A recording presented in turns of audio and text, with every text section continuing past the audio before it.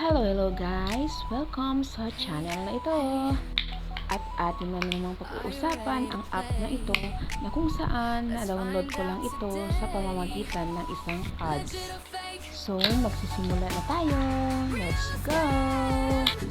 Unang-una, pagka-install mo pa lang ay may ibibigay na silang free 1 million coins na kung saan ay gagamitin mo ito pantaya.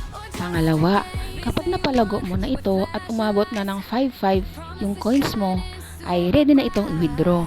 Tatlo, bago ang withdrawal, maitatas sila sa'yo. Kailangan mong mag 20 spins bago ma-approve ang withdraw mo. Pang-apat, after mo natapos yung 20 spins, ay balik ka sa withdrawal settings.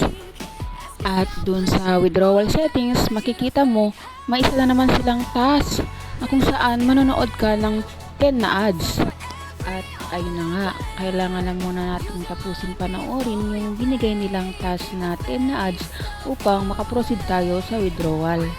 Then after nun, napanood ko na lahat yung ads, bumalik na ako sa withdrawal settings. At pagkabalik ko dun, may task na naman sila. Bumalik yung task na kailangan mo ulit ng 20 spins para makaproceed ulit sa withdrawal. Then, after ulit nun, bumalik na naman yung task nila na kailangan ulit manood ng 10 na ads. Okay na, nagawa ko na lahat, approving na siya.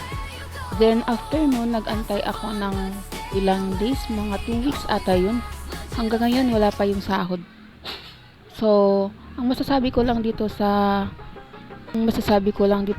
app na to is fake to guys. Fake. Kaya wag na mag-download. Yun lang, honest review lang dito sa app na to. Fake talaga to guys. So, wag na mag-aksaya ng oras dito. Thank you. And guys, don't forget to like, share, and subscribe for more honest review na apps.